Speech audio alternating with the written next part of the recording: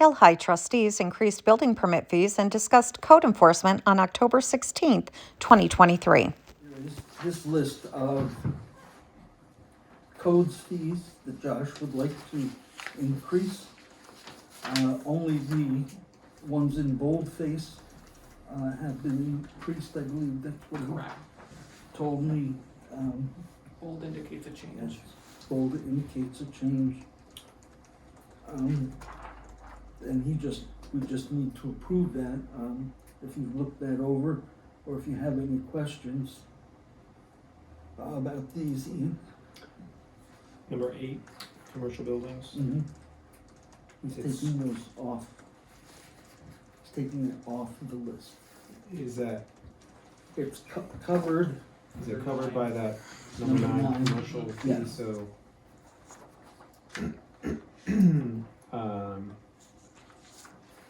no, what that does not seem to include though, number 9 is new construction. Whereas number 8 did include new construction.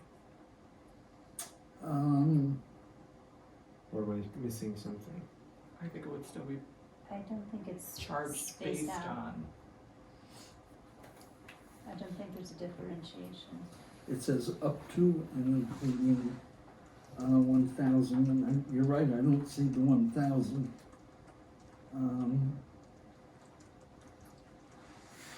Except that, well, Because the He number goes 9 is by- he goes renovations, by alterations, cost on re-roofing. right, if you notice on number 9, it's by cost rather than square feet. Right, but it's addressing new, it's only addressing renovations, alterations to an existing building. Whereas at the very top, we've got site-built houses and modular homes, so there's actual new construction up there. So it seems like if you're gonna have some sort of commercial surcharge to renovations and alterations, there should likewise be some kind of commercial surcharge to new construction. There was. I think that Here would be is- included, Right. estimated cost to be determined based upon the average construction cost or contract price. But Maybe it's it- still maybe- under the maybe heading it of should say- renovations and alterations. So maybe it maybe, should say new So slash should just put renovation. new on there too. well, but then.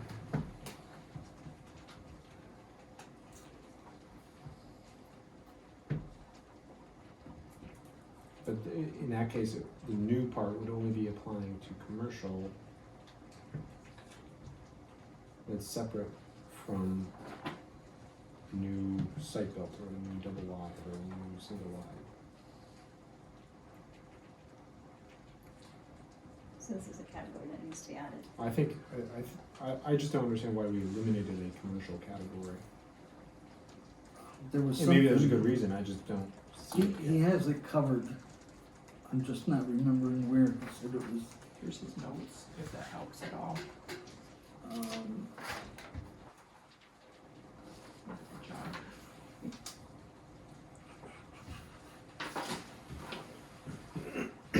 And are the Airbnbs covered under 20? 20 was. Fire and safety Yes. inspections. Yep.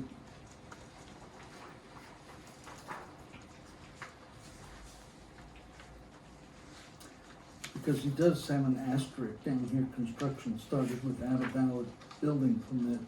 He is doubled, so I'm assuming that would be, That was already Right. on the fee schedule, that's not an ad. and it should, I'm looking back up here to find the asterisk, and I don't, Asterisk would be Back. every, It's on the back.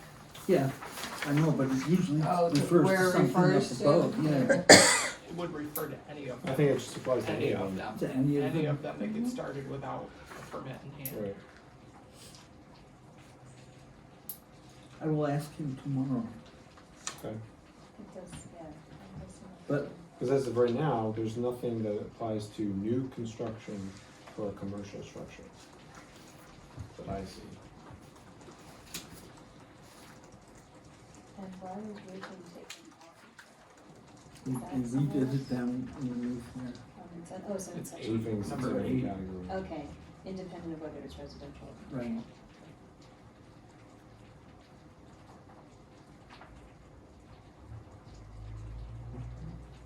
Okay.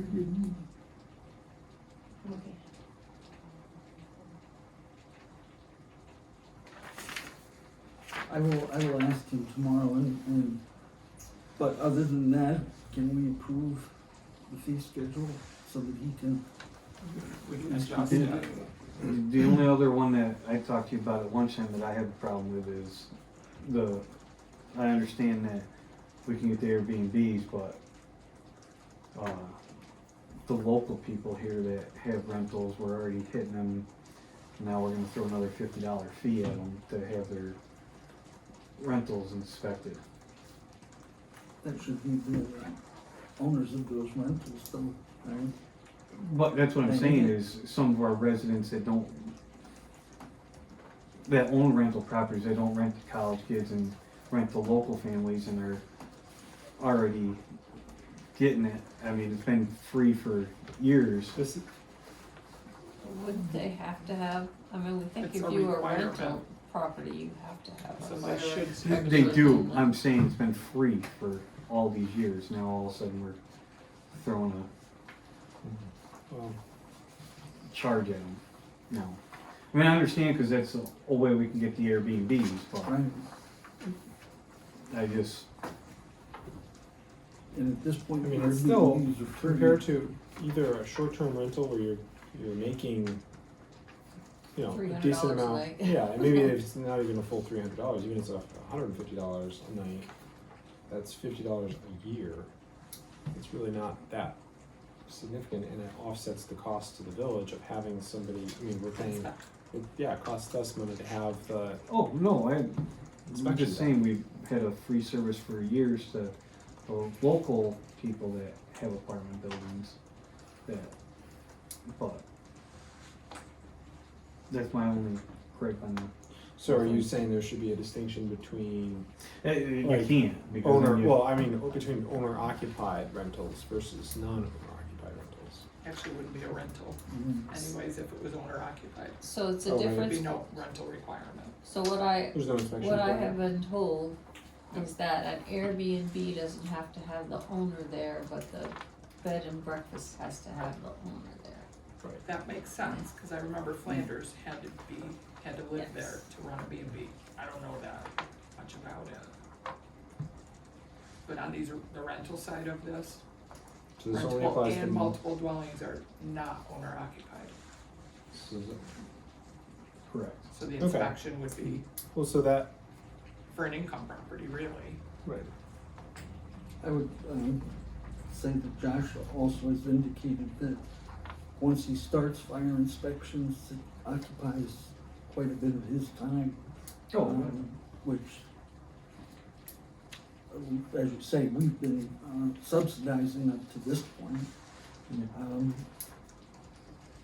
I think most of the other local communities, Walton I know charges for it, I haven't checked with Stanford if they've got student rentals. I think it's only fair to those other residents who are not earning an income on their properties to not be the ones who are subsidizing those who are making an income on their properties. I think that's a fair cost to pass along. I think we ought to kind of keep track of his time to see if this covers his cost. Right. I mean, some it will, some it may not, but if it's a lot more than that, we may have to rethink it. Correct. So I guess, because the other thing I would like to see, not that I don't trust Josh, but just for my own reference, have a comparison so I can look at it side by side, what it was and where I have the original. you've got the original. So that would be the, to see. So what was the first original, So it was 175 second up to one? 250. The next one was 150. The next one was 100. Number 4 is not changing. Number 5 is not changing. Okay, I'll just skip all those. Number 9, I think, is your next two. Yep, number 9 was 50. Then 75, then 100. Then 11 was 50. 12 was 25. 16 was 25. I think that's all it is. 16 What's that? Was 16. was 25. It was 25. was 25. So 20 and 21 did not exist, Correct. really? Or 22. I figured if we pulled 8 out of there, this would pull back on a little page too, but I didn't wanna not show that. Yeah, thank you. Was there a percentage for the commercial fee as well? 2.5% of the total project. I think it says 2.5%, but it is actually, should be 0.25%. Yes. That is what is. I think that's the way Yeah, it if was you look at always the decimal, intended. that's what it is That's kind actually. of my question, Right. was, one was there before. But on the old schedule, it is listed as 2.5. Correct. I think we've been charging it correctly at 0.25%, but it wasn't accurately reflected.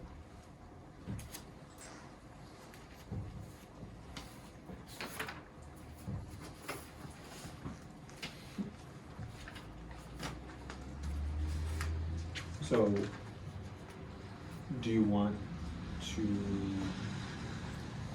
have a motion approving this schedule with the exception of, So we clarify the, Well, we can always Well, make another adjustment. what's that? Need clarification on number 8. Right. of the commercial buildings. New construction, pretty much is Mhm. the only thing missing that you're seeing, right, Ian? New construction. Yeah. And I can clear that up with you quickly enough tomorrow. Okay. So, though clearing it up doesn't, I mean, And I would let you You want an guys answer know, yet? and you could let me. Do we just? I guess, hold off? yeah, I guess I would be inclined either to table it or approve everything except the modifications to, except to the elimination of paragraph 8. Should have another meeting soon anyway. Because we may as well get going on the new schedule. Right.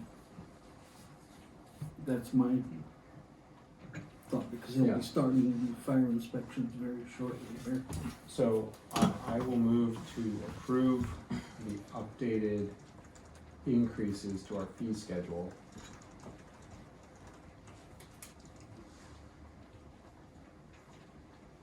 And,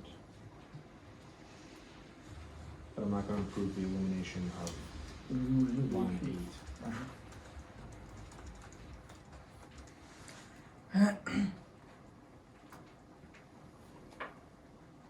That's my motion.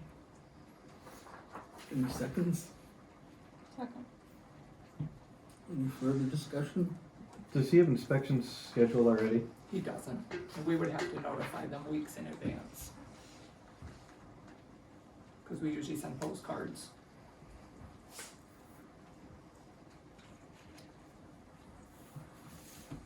I just feel that it's wrong to do that this year to him on such short notice, but To whom? for the fire inspections. Cause I mean, we're gonna be scheduling soon and, oh, by the way, So you're thinking like effective January 1st? that's when I think it should take effect, but that, I'm good with that, to make it effective January 1st. That's up to you guys, whatever you want. That's, Except if they're gonna start doing all the fire inspections, you're losing all that money. you're gonna wind up within the fiscal year of having charged some people and not others. Within the fiscal well, all of year. our fire inspections are done, they're usually Calendar done, year. they're usually done by, In the fall. they're usually done by now. Or almost complete. Thanksgiving is normally the True. last week that we've done fire inspections.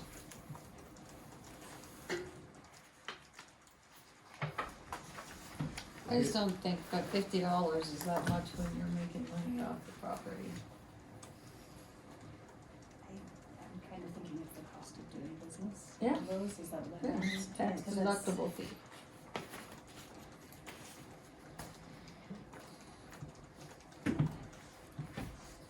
Especially for the re-inspections, when he has to go back second time because they didn't pass the first time, Or they don't show up. where they don't show up the first time for the inspection. But being as they haven't had any done yet this year, it seems like this would be a good time to do it, Okay. otherwise you're charging people now, not charging people now, but if you wait until January, you get charged. Right, so for the few that get their inspections done prior to the increase, then they're like, wait a minute. That would be my only thing with waiting. I think there's gonna be a gripe one way or the other anyhow. I agree with our logic. I think that's the right thing to do. Alright, then I'm not gonna modify my motion, I'll leave it as is. So I've got the motion is updated fee schedule, leaving 8 in. I will still talk to Josh tomorrow and get the explanations and provide them. Any further discussion? All in favor? Alright. Opposed? Aye.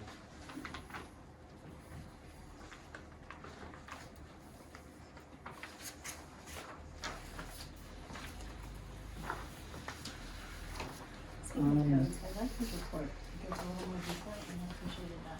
Really helps me get a handle on what. From Josh. He's very detail oriented. Mm-hmm. I appreciate it. The only thing we need to do is get settled up with mileage, because he hasn't submitted his mileage yet. Right. I did, he and I did go up and talk to Mike, Yes. about him potentially using one of the village's vehicles when he's working for us. Mike didn't seem to think there was any reason why he couldn't use one of the village's vehicles, one of the police vehicles.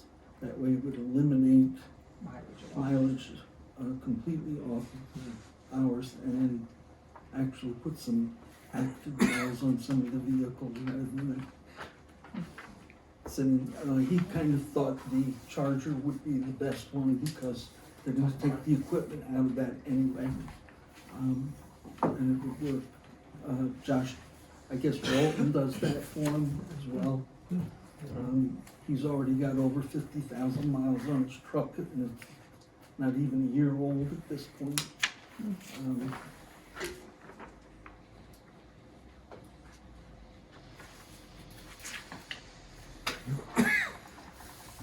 as long as he doesn't start pulling people over. I don't think there's any of that stuff on the Charger. Oh, okay, alright. No lights. Well, there's still lights, but, because they can use it when they respond from DSS, but I don't think there's a radar.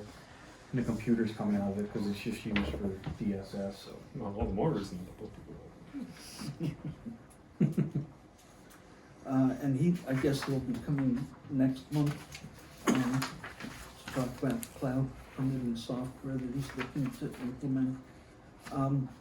One of the things that has been talked about amongst the mayors and was talked about again this past, week for the meeting of the mayors is, going to shared service amongst all of the, entities within the county for code enforcement, which would allow the central, I don't want to call it dispatching unit, but a central agency that could then assign the code officers as needed to different villages and towns,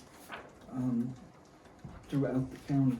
And that way, they would be in charge of manning it, paying it, etc., probably at a cost to each of the entities, but it would certainly, as far as I can tell, would reduce the cost to the village for code enforcement, and would probably make it a lot easier in the future that should the need arise to hire someone that the county would be doing that, it wouldn't be the village. And in the discussion of that, there are certain codes that are universal that have to be met, and all of the code enforcement officers would know those.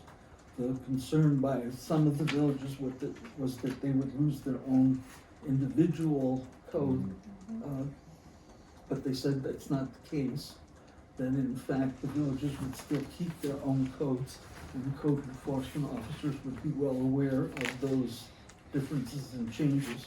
So it's still being talked about among the mayors and being looked at, and we may take that as a request from the county to act upon in the future.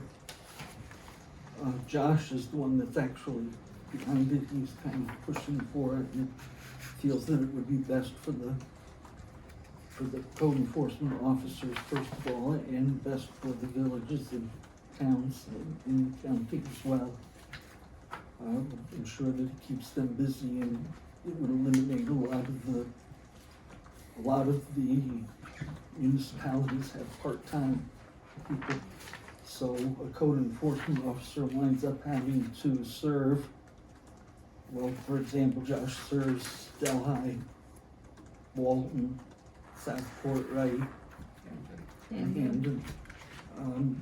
So he's kind of back and forth through the whole thing. And it would probably make life easier for all of them if they didn't have to do that.